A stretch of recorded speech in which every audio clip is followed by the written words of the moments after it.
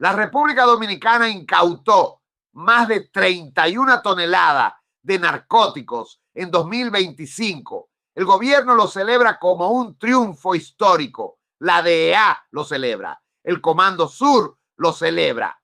Pero hay una pregunta que nadie está haciendo en voz alta. Si las incautaciones se multiplicaron por 9 en 5 años, ¿por qué el flujo de drogas no se detuvo? ¿Por qué siguen saliendo cargamentos desde puertos dominicanos hacia Europa y Estados Unidos? ¿Y por qué los nombres que financian esas redes nunca terminan en una sala de tribunal? Como he documentado en mis libros de investigación sobre el narcotráfico y el crimen organizado, las incautaciones son la punta del iceberg. Lo que está debajo del agua es lo que define si un país está realmente combatiendo el narco o simplemente administrándolo. Hoy vamos a hablar de lo que está debajo. Los vínculos entre el narcotráfico y las estructuras de poder en la República Dominicana, políticos, funcionarios, financistas, que están documentados en expedientes judiciales, en acusaciones federales de Estados Unidos y en testimonios de los propios narcotraficantes.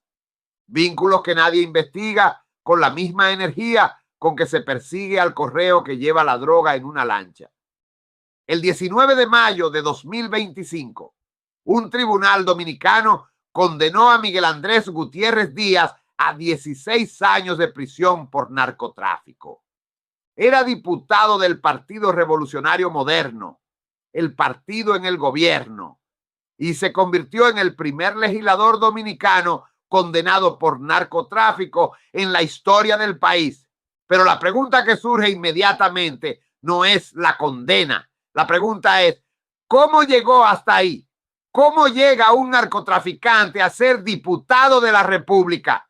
Y esa pregunta tiene una respuesta que está en los expedientes, pero que nadie ha desarrollado completamente en los medios dominicanos.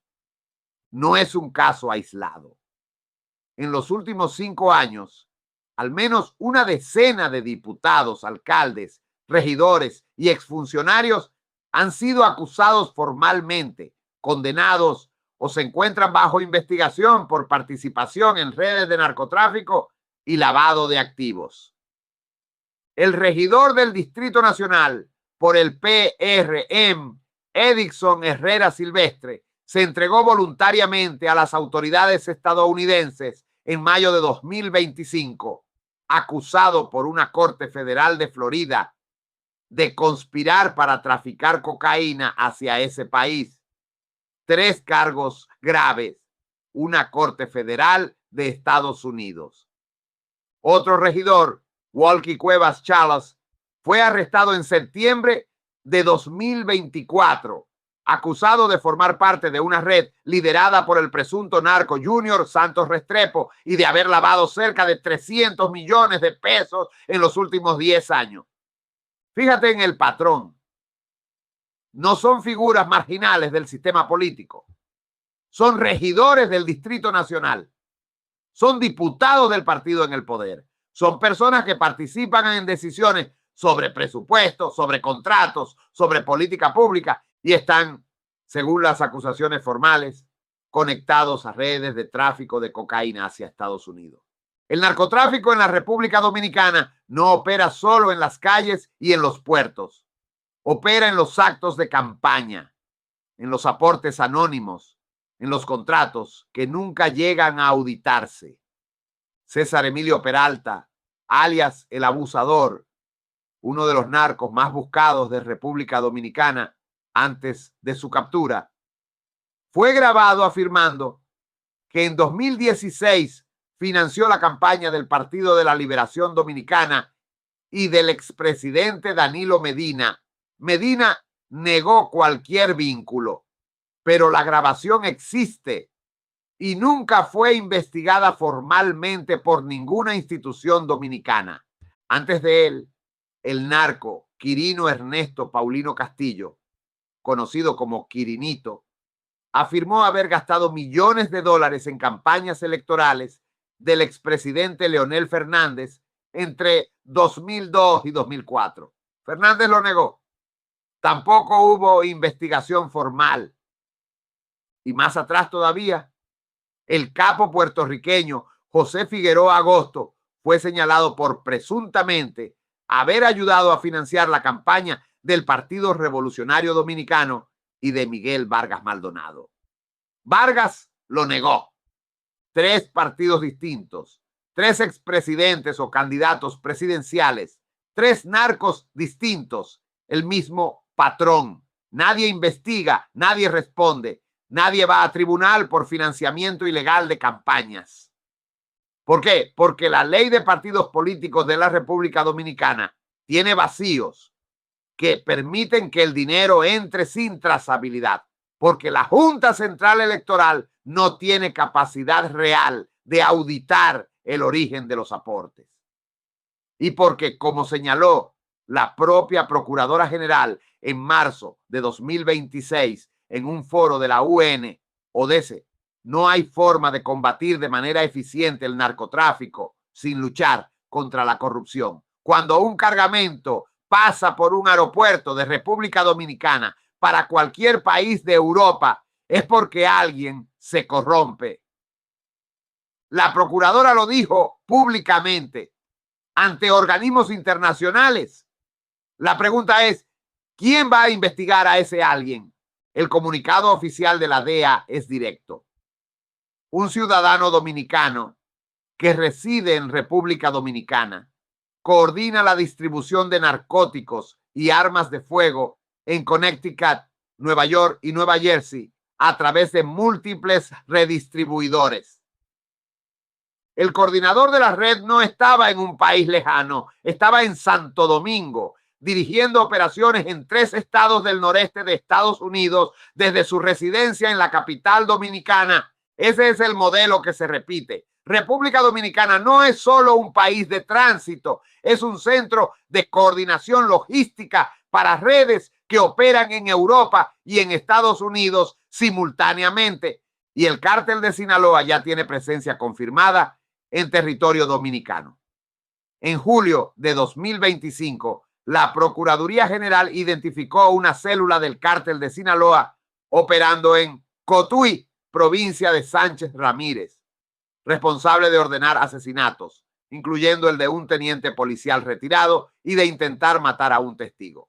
Lo que hace que este dato sea particularmente grave es lo que significa estratégicamente. Los cárteles mexicanos no montan operaciones de sicariato en un país donde no tienen inversiones protegidas. El sicariato es la última línea de defensa de una estructura que ya tiene raíces.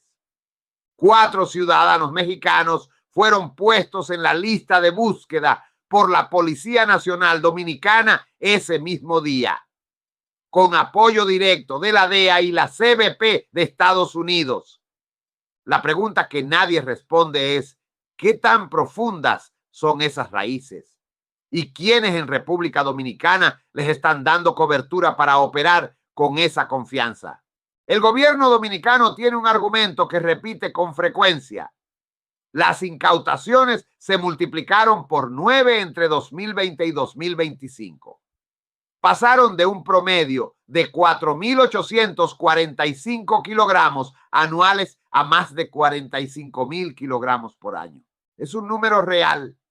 No lo voy a cuestionar. Pero hay un dato que ese número no explica. En diciembre de 2024, en el puerto multimodal Caucedo, se realizó el mayor decomiso de drogas en la historia de la República Dominicana. 9,8 toneladas de cocaína en un solo operativo. Casi 10 toneladas. ¿Cómo llegaron 10 toneladas de cocaína a un puerto dominicano sin que nadie en ese puerto lo supiera? Sin que ningún funcionario de aduana, ningún agente portuario, ningún despachante de carga lo reportara antes. Esa cocaína no llegó invisible. Llegó en un contenedor, con documentos, con un despachante, con alguien que coordinó la logística desde el otro lado y con alguien en el puerto que miró hacia otro lado. La Procuradora General lo reconoció implícitamente cuando dijo: cuando un cargamento pasa por un aeropuerto dominicano hacia Europa es porque alguien se corrompe. Eso aplica igual a los puertos marítimos. El Observatorio del Poder Judicial registró 718 salidas de casos de narcotráfico en fase de juicio en 2024 y 1.606 en 2025. Eso es casi el doble en un año.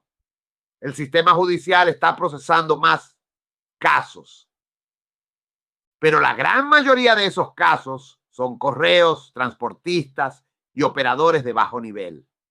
Los que coordinan desde arriba, los que lavan el dinero, los que dan cobertura política, los que facilitan el paso por los puertos, siguen sin aparecer en esas estadísticas. Entonces, ¿qué es lo que nadie está investigando? No es el narco que transporta la droga en una lancha. A ese sí lo investigan, lo capturan y lo cuentan en las estadísticas de éxito. Lo que nadie investiga con la misma profundidad es la estructura de protección que permite que esas redes operen. El funcionario que mira hacia otro lado en el puerto, el político cuya campaña recibió dinero que no tiene origen claro, el abogado que hace desaparecer expedientes, el testaferro que pone su nombre en las propiedades. Esa es la diferencia entre combatir el narcotráfico y administrarlo. República Dominicana está en un momento crítico. Acaba de firmar el acuerdo militar más importante de su historia con Estados Unidos. Está siendo señalada como el aliado estratégico número 1 de Washington en el Caribe. Y simultáneamente aparece en la lista de 23 países que Washington identifica como países de tránsito de droga.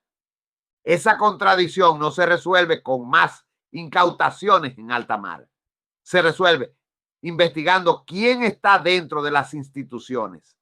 Si quieres entender cómo funcionan estas estructuras desde adentro, cómo opera el crimen organizado, cómo infiltra las instituciones y cómo se protege a sí mismo, te recomiendo mis libros de investigación disponibles en Amazon: Narcocultura, la doble cara del narcotráfico y espionaje internacional.